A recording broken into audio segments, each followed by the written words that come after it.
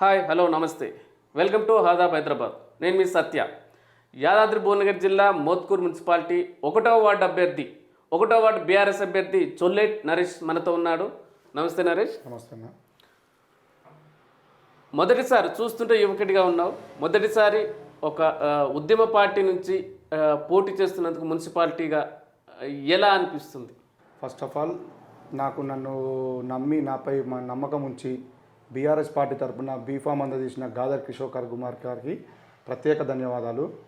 నేను ఉద్యమంలో టీ న్యూస్లో పనిచేశాను. 10 సంవత్సరాల అనుభవం ఉన్నది. అన్ని రకాల వ్యవస్థను చూసి వచ్చిన మనం సమాజ సేవ చేయాలని అక్కడ రిజైన్ చేసి గత 10 సంవత్సరాలుగా మళ్ళీ మోత్కూర్లో ఉంటుకుంటూ నార్మల్గా నేను బిజినెస్ రన్ చేసుకుంటూ సమాజ సేవ చేయాలని పాలిటిక్స్ నుంచి ప్రజలకు మెరుగైన అన్ని లబ్ధీలు పొందేటట్టు ప్రభుత్వం తరపున పోరాడాలని ఇలాంటి రాజకీయాల్లోకి రావాలని ముందడుగు వేశాను. దానికి ఫస్ట్ ఇప్పుడు కౌన్సిలర్గా పోటీ చేస్తున్నాను. ఫస్ట్ 1వ వార్డు అభ్యర్థి నుండి 1వ వార్డు నుండి బీఆర్ఎస్ బలపరిచిన అభ్యర్థిగా ప్రజలందరూ నన్ను ఆదరిస్తారని. నేను పుట్టి పెరిగిన గల్లీ అది. చదువు నా బాల్యం విద్యాభ్యాసం కూడా అక్కడనే. మా గురువు గారు సైతం కుటుంబాలు అక్కడనే. మా గురువు గారు కూడా అక్కడనే ఉంటారు. ప్రజలు నన్ను అన్ని తీర్లా ఆదరిస్తారని మనస్ఫూర్తిగా నేను నమ్ముతున్నాను. ఎస్ నరేష్, ఇప్పుడు మీరు ప్రచారంలో ప్రారంభించారు, ప్రచారం చేస్తున్నారు. ప్రధానంగా మీకు ఆ 1వ డివిజన్లో కనిపిస్తున్న సమస్యలు ఏం కనిపిస్తున్నాయి? మనకు ముఖ్యంగా ఫస్ట్ ఇప్పుడున్న పరిస్థితుల్లో కోతుల బెడద చాలా ఎక్కువైంది. అప్పుడు మన కేసీఆర్ గారు మంచిగా చెట్లు నాటించే ప్రోగ్రాము అవన్నీ చేసి కోతులు మళ్ళీ రివర్స్ మన అడవి ప్రాంతాలకే పోవాలని పండ్ల చెట్లను నాటించిన సందర్భాలు ఎన్నో ఉన్నాయి. అలాంటి సందర్భాలు ఈ కాలగర్భంలో కలిసినట్టు మనకు కాంగ్రెస్ గవర్నమెంట్ వచ్చిన కాంచి చాలా అరాచకాలు జరగడం వల్ల చాలా విధాలుగా ప్రజలు బాధపడుతున్నారు. ఇప్పుడు ముఖ్యంగా ఊర్లో లేదు, ఎక్కడ చూసినా కానీ కోతుల బెడద ఉంది. ఆ కోతుల బెడద లేకుండా చేస్తానని మళ్ళీ ప్రధానంగా అక్కడ బృందావన్ కాలువ అని మనకు ఒకటి వరద కాలువ ఉన్నది. కుమ్మరి బస్తీలో చాలా దారుణంగా వాళ్ళ బాత్రూమ్లు కూడా అక్కడనే ఉంటాయి. దానికి ఫెన్సింగ్ ఉండదు, ఏముండదు.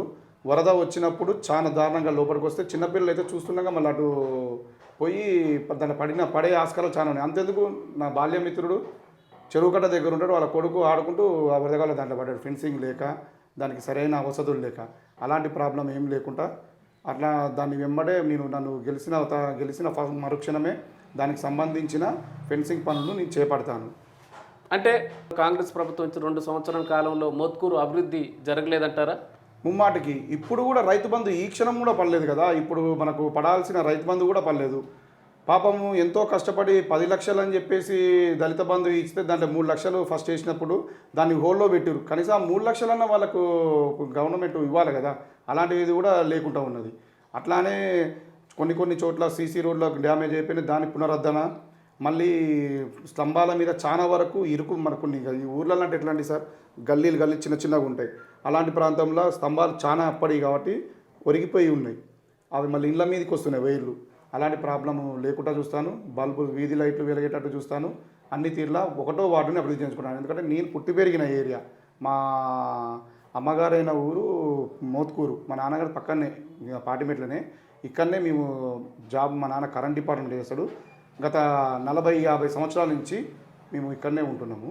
కాబట్టి అక్కడ నన్ను ప్రజలు అందరూ వాళ్ళ కొడుకులా ఆదరిస్తారని మోత్కూరులో 1st వార్డుని అందుకని ప్రియారిటీ ఇచ్చాను నేను.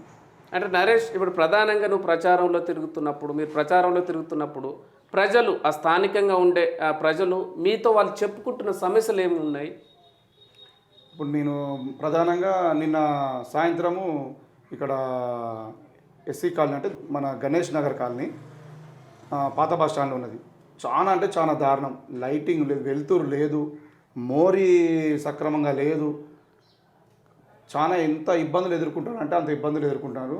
వారికి నేను ఒక్క తీరుగా చెప్పాను, మిమ్మల్ని నన్ను కట్టుగా గెలిపించుకోరి, మీ ప్రాబ్లం ఖచ్చితంగా నేను నెరవేరుస్తాను. నేను దాన్ని ఎట్లా ఉన్నదో దాన్ని ఎట్లయినా ఫైట్ చేసి కొట్టిస్తా అని చెప్పిన.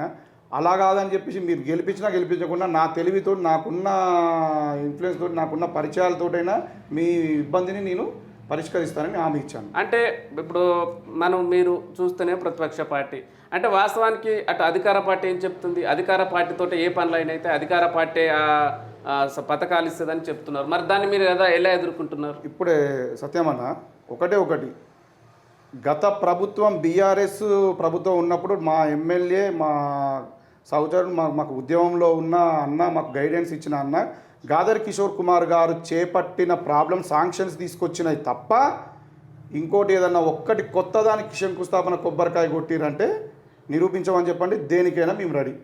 ఇంతవరకు ఒక్క కొత్త ఇంప్లిమెంట్ అనేది లేదు, అన్నీ పాత ఇంప్లిమెంట్. ఎస్టీఓ ఆఫీస్లో కూడా లిస్టు తీసుకురమ్మంటే తీసుకొచ్చి మీ ముందు నీకు రుజువు చేస్తాను. ఇంతవరకు ఏ ఒక్కటి లేదు. అంతెందుకండి, మన అంబేద్కర్ చౌరస్తా కానించి రాజనగూడెం వరకు 5,80,00,000 సుమారుగా 5,80,00,000 ఎంతో రిలీజ్ అయినాయి. ఇంతవరకు ఆ రోడ్డు బాగోగులు లేవు. అక్కడి నుంచే వస్తారు ఎమ్మెల్యేలు. మా కిషోర్ అయితే ఇంత దారుణంగా ఉన్నది ఏంది, మేము మన పైసలు వచ్చినాయి కూడా చేపించుకోలేని పరిస్థితిలో ఉన్నామని ఎంతో బాధపడ్డాడు.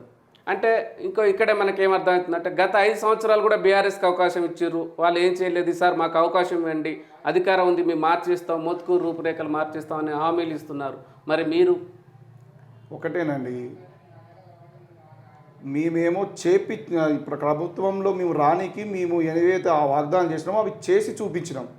ఇప్పుడు గద్దెనెక్కనికి చాలామంది ఎన్నో తీర్లా చెప్తారు. అంతేందుకు ఫర్ ఎగ్జాంపుల్ ఎందుకు ఇప్పుడు కాంగ్రెసే చూద్దాం, ఎన్ని వందల హామీలు ఇచ్చారు. ముఖ్యంగా వాళ్ళ మేనిఫెస్టోలో 6 హామీలు పెట్టారు. ఏ ఒక్కటి లబ్ధి పొందుతారు. ఇప్పుడు మహిళలకు ఉచిత బస్సు అని చెప్పారు. ఉచిత బస్సు వల్ల మంచిగానే ఉంది, అందరూ దాన్ని ఎంకరేజ్ చేస్తారు. కానీ దాని లోటుపాట్లు కూడా చూసుకోవాలి. ఎన్ని గొడవలు అవుతున్నాయి, ఎంత ఇబ్బందులు పడుతున్నారు, ఎంత ఇదైపోతుందంటే అంత దారుణంగా తయారవుతారు. ఒకప్పుడు మంచిగా రెస్పెక్ట్ ఉంటుంది మహిళలు, ఇప్పుడు మహిళలే కొట్లాడుకునే వరకు వస్తుంది. ఎంతెందుకు ఎగ్జాంపుల్ కొన్ని రోజుల క్రితం నేను పోలీస్ స్టేషన్లో పని ఉండిపోయినా, నైట్ పూటనే, మళ్ళీ ఎప్పుడో కాదు, పొద్దుగాల కూడా కాదు, నైట్ 9, 8, 9 గంటల ప్రాంతాల్లో పోతే ఇక్కడ పక్కనే ఉన్న బొడ్డుగూడెం వాళ్ళు, మోత్కూరు వాళ్ళు చాలా దారుణంగా కొట్టుకున్నారు. ఆ బొడ్డు కూడా అమ్మాయికి ఇక్కడ మొత్తం తెగింది, గాజులు వలిగో ఏమో అంత దారుణ స్థితికి వచ్చింది. అంటే కాంగ్రెస్ ప్రభుత్వంలో శాంతి భద్రతలు క్షీణించాయంటారా? ముమ్మాటికి దీంట్లో వాస్తవమే కదా. మనకు ఏ రకంగా శాంతి భద్రతలు వాళ్ళు కాపాడుకుంటూ వస్తారు, ప్రజలకు ఎలాంటి రక్షణ ఇస్తారు అనేది ప్రజలే నిర్ణయిస్తారు. ఇప్పుడు వచ్చే ఎలక్షన్ మాకు రాబోయే కాలంలో మాదే గవర్నమెంటు, కంపల్సరీ ప్రజలు తీర్పు దీనికి చెంపపెట్టులాగా కొట్టి చూపిస్తారు. శాంతి భద్రత విషయంలో అయితే ఏంది, ఎలాంటి విషయాలైనా అన్ని విధాల ముమ్మాటికి కాంగ్రెస్ అన్ఫిట్. ఓకే, ఇప్పుడు మీరు ప్రచారంలో పోతున్నప్పుడు ప్రజల నుంచి మీకు ఎలా స్పందన వస్తుంది? అంటే ఒక ప్రతిపక్ష పార్టీ, ఉద్యమ పార్టీ బీఆర్ఎస్ నుంచి వస్తున్నారు కదా, ప్రజల నుంచి ఎలాంటి స్పందన వస్తుంది మీకు? ప్రజల నుంచి మంచి స్పందన. ఇప్పుడు ముసలోళ్ళు ఉన్నారు, ప్రతి ఒక్కరు అంటారు, అయ్యా మేము కేసీఆర్ కారు గుర్తుకే వేస్తాం, మేము ముందు నుంచి KCR party, BRS party pension ఇస్తుంది, అన్ని తీరులో మమ్మల్ని ఆదుకున్న పార్టీ అంటే బీఆర్ఎస్. ఇప్పుడు ప్రజలు నేను అదే వేస్తా పోవని మంచిగా నన్ను నిండు మనసుతో ఆశీర్వదిస్తారు. అంత చెప్పుకోవడానికి ఏందండి. ఇప్పుడు నా ఓటు నా 1వ వార్డులో ఉన్నది, ప్రత్యర్థి అయినా నా ఎగనెస్టు 11వ వార్డులో ఉన్నది ఆయన ఓటు. తన ఓటు తను ఈ 1వ వార్డులో వేసుకోలేని పరిస్థితిలో ఉన్న వ్యక్తి ప్రజల సమస్యలు ఏం పరిష్కరిస్తాడు, పక్కన వాళ్ళ సమస్యలు ఏం పరిష్కరిస్తాడు? ఎట్లాగ కంటెస్టెంట్ నేను చేస్తున్నా, నేను ఎలాగైనా ధీమతో నాకు టికెట్ వస్తుంది అన్నప్పుడు 11వ వార్డు నుంచి 1వ వార్డుకి మార్చుకునే ప్రక్రియ ఎన్నోసార్లు వీళ్ళ గవర్నమెంట్ ఇంప్లిమెంట్ చేసింది. తను అదొక్కటి కూడా తన ఓటు వేసుకోలేని స్థితిలో ఉన్న వ్యక్తి ఇప్పుడు ప్రచారానికి వచ్చి ఓటు వేయమని అడిగితే ప్రజలు ఎట్లా నమ్ముతారు దీన్ని? ఆ వార్డు వాళ్ళందరూ ఎట్లా నమ్ముతారు?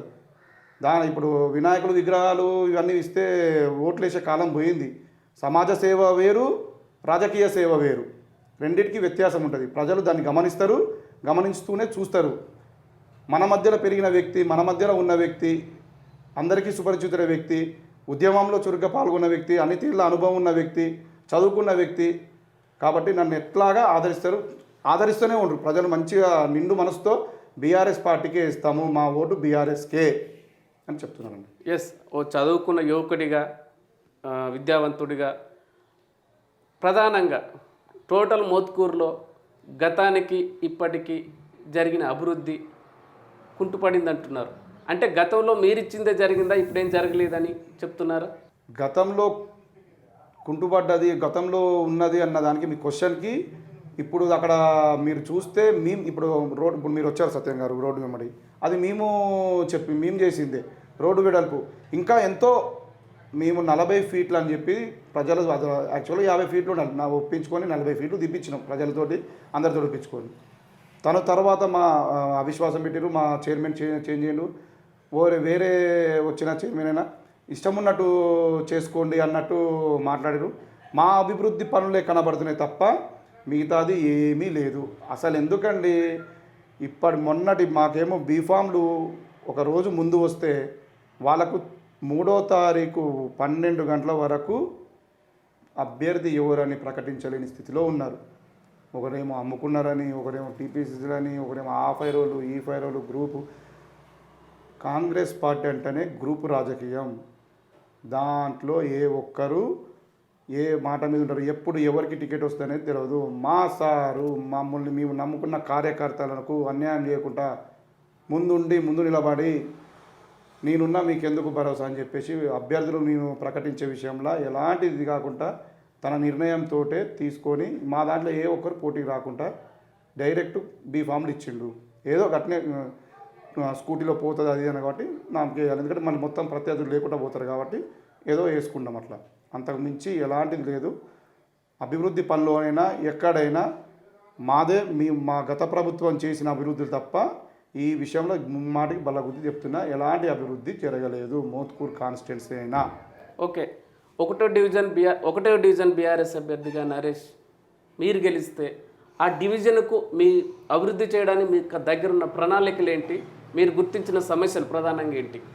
మీకు చెప్పాను కదా అండి ముందే సత్యం గారు, కోతుల బెడద ఒకటి, వరదగాలువ ఫెన్సింగ్ ఒకటి, రోడ్లు మన సీసీ రోడ్లు కొన్ని డ్యామేజ్ అయినాయి, దాని పునర్నిర్మాణము కొన్ని చోట్ల లేవు. కరెంటు పోల్లు వంగి ఉన్నాయి, కరెంట్ పోల్స్ తీగలు ఇళ్ళ మీదకి వస్తున్నాయి, లైటింగ్ కరెక్ట్ లేదు, పోల్ల మీద బల్బులు అదొకటి, మురికి డ్రైనేజీ మురికి కాలువలు, మోరీలు శుభ్రత, మన రోడ్ల శుభ్రత అన్నిటినీ దగ్గరుండి నేను ఖచ్చితంగా ప్రజలకు అందుబాటులో ఉండి అవన్నీ నెరవేరుస్తానని చెప్తున్నాను. డైలీ నేను ఎట్లయినా వాకింగ్ వెళ్తాను, అదే మార్నింగ్ వాకింగ్ నా వార్డులో పెట్టుకుంటాను. నేను ప్రజలకు ఏ విధంగా ప్రభుత్వ ఉద్యోగులు అందుబాటులో ఉన్నారని కూడా గమనిస్తాను. మళ్ళీ ముఖ్యంగా మంచి కరెక్ట్ ప్లేస్ మన మోత్కూరు మున్సిపాలిటీ ఆఫీస్ కూడా అక్కడనే ఉంటుంది. అక్కడ వార్డు సమస్య బాక్స్ అని పెడతాను. ఏ సమస్యలు ఉన్నా కానీ డైరెక్ట్గా కొంతమంది సరే నన్ను ఏ విధంగానైనా టీఆర్ఎస్ అయినా అభ్యర్థులు గెలిపించుకుంటారు, కాంగ్రెస్ కూడా అభిమానం కూడా గెలిపించుకుంటారు తెలియదు. మళ్ళీ ఇప్పుడు మా గవర్నమెంట్ లేదు, వాళ్ళు ఏమైనా అనుకుంటారు ఏమో చిట్టి రాసి దాంట్లో వేసిరు అనుకో, తలానా ఆయన మేమైతే ఎలా అని చెప్పలేము. దాంట్లో ఆయనకున్న బాధ కూడా ఆయన పంచుకోవచ్చు కదా. ఎప్పుడైతే నేను మళ్ళీ నెక్స్ట్ మళ్ళీ ఎలక్షన్ వచ్చేంత వరకు ఖాళీ డబ్బా ఎప్పుడు ఉంటుందో అప్పుడు అభివృద్ధి చెందుతుంది. మళ్ళీ అందులో స్లిప్పులు పడకుండా ఈ సమస్య ఉంది అని నా దగ్గర రాకుండానే నేను ఖాళీ బాక్స్ని 5 సంవత్సరాలు అట్నే ఖాళీ బాక్స్తోనే ఉంచుతాను. సమస్యల బాక్స్ పెడతాను, అర్థం చేసుకోండి. సమస్యల బాక్స్ అని అక్కడ పెడతాను. సమస్య ఉంటే బాక్స్లో వేయాలి. ఆ బాక్స్లో చీటీ రాసి ఇచ్చే అవకాశాలు కూడా ప్రజలకు ఇయ్యను. ఎస్, మీరు బాగానే చెప్పారు. అంటే మీకు ఒక ప్రణాళిక ఉంది, ఇలా చేద్దామని అంటున్నారు. కానీ అవతల అంటే ప్రత్యర్థి వాళ్ళు ఏమంటారు, అధికారంలో ఏ పార్టీ ఉంటేనే ఆ పార్టీతోటి నిధులు తీసుకొస్తాం, పనులు చేస్తాం, ప్రభుత్వ పథకాలు వర్తింపజేస్తూ ఉంటారు. అంటే ఇది వాళ్ళు చెప్పేది ఎంతవరకు నిజం వాస్తవం? అంటే అధికారంలో ఉంటేనే పథకాలు అందుతాయా, లేకపోతే ఎవరైనా పథకాలు అందియొచ్చా ప్రజలకు? ఒక విషయం అండి, ముమ్మాటికి ఇది వాస్తవం. అధికారంలో ఉన్నప్పుడు అధికార పార్టీకి సంబంధించిన వ్యక్తులకు ప్రియారిటీ ఇస్తారు. కానీ ఇక్కడ భిన్నంగా ఏంటంటే నేను ఒక జర్నలిజం స్టూడెంట్ని, నేను ఒక అనుభవం ఉన్న మన మీడియా ఫీల్డ్ అనుభవం ఉన్న వ్యక్తిని, ఎడ్యుకేటెడ్ పర్సన్ని. నేను ఇప్పుడు ప్రభుత్వంతో రాకుంటే ఎస్టీ ఆఫీస్లో 10 రూపాయలు పెట్టి ఎన్ని డబ్బులు ఏ వార్డుకు ఎన్ని వచ్చినాయి అనేది చెప్పేసి మనం ఒక ప్రొఫామ్ ఉంటుంది, ఆ ప్రొఫామ్లో మన వార్డుకు ఎన్ని కేటాయించినా తీసుకోవచ్చు. అదేవిధంగా మన కోర్టులో A32నో A46 ఫామ్ కూడా మనకు అంత దాని మీద కొద్దిగా మర్చిపోయిన దాన్ని, కోర్టులో కూడా కేసు వేసుకొని మన వార్డు అభివృద్ధికి ఏ విధంగా సహాయపడినా ఆ విధంగా సహాయపడవచ్చు. ఎమ్మెల్యేనైనా ఎంపీలైనా మన కాన్స్టిట్యున్సీకి ఏ కాన్స్టిట్యున్సీకైనా ఎంపీ నిధులు ఉంటాయి.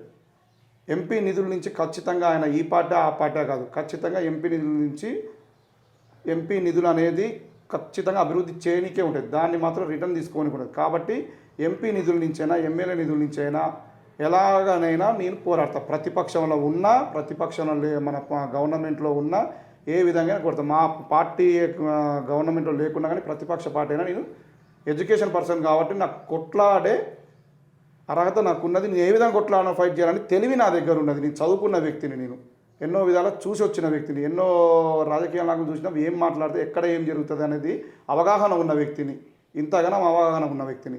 ఇంత అనర్గళంగా మాట్లాడుతున్నానంటే మీరు ఒక్కసారి అర్థం చేసుకోండి.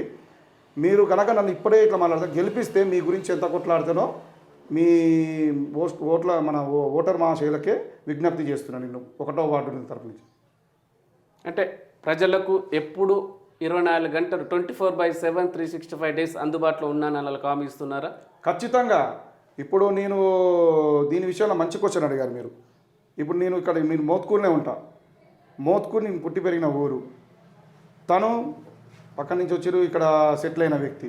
మళ్ళీ వాళ్ళ ముఖ్యంగా చెప్పాలంటే మా భార్యాభర్తల ఇద్దరం, మా అత్తగారు కూడా ఇదే ఊరు. నేను ఇంకా ఊరు దాటిన అవసరం లేదు, ఇదే ఊరు, ఒకటే కాలనీ. మళ్ళీ మేము ఎక్కడికి పోయేది లేదు. 24/7/360 డేస్ నేను అందుబాటులో ఉండే వ్యక్తిని.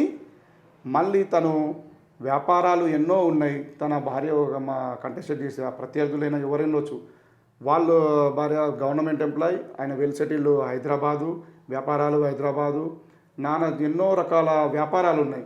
ఇన్ని వ్యాపారాలు పక్కకు పెట్టి ప్రజల సమస్యలు తీరుస్తాని అనుకుంటే ప్రజలు మాత్రం దీన్ని నమ్మశక్యం లేదు. మీరు నమ్మితే మాత్రం మీరు పొరపాట్ల పడినట్టే, మన గోయి మనం తీసుకున్నట్టే. ఎస్ నరేష్, ఫైనల్గా మోత్కూరు మున్సిపాలిటీ కానీ మోత్కూరు మీ డివిజన్ కానీ మీరు ఓటర్లకు ఫైనల్గా ఏం చెప్పాలనుకుంటున్నారు? ఒకటేనండి, సత్యం గారు ఆదాబ్ హైదరాబాద్ తరపు నుంచి ప్రజలకు 1వ వార్డు ప్రజలకు శిరస్సు వంచి నమస్కరించి 2 చేతులు జోడించి నమస్కారం చేస్తూ మంచి వ్యక్తిని, అందుబాటులో ఉన్న వ్యక్తిని ఎన్నుకోవాలని, విద్యావేత్తలని, తెలివి ఉన్న వ్యక్తులని ఎన్నుకోవాలని హృదయపూర్వకంగా కోరుకుంటాను నేను. మళ్ళీ డబ్బులకు అవి ఇస్తాడు, ఇవి ఇస్తాడు, ఇంత ఇస్తాడు, అంత ఇస్తాడని ప్రలోభాలకు పోయి మీరు కనుక అవి తీసుకుంటే మీ జీవితాన్ని మీరు ఆగం చేసుకున్నట్టే. 5 సంవత్సరాలు మళ్ళీ ఊడిగం చేయాల్సిందే. మళ్ళీ మీ బాధలు తీరవు. కొట్లాడే వ్యక్తులని ఎన్నుకోవాలి, సామర్థ్యం ఉన్న వ్యక్తులని ఎన్నుకోవాలి. ఓటర్ మహాశయులకు ఇదొక నా విజ్ఞప్తి. మంచి వ్యక్తిని ఎన్నుకోండి.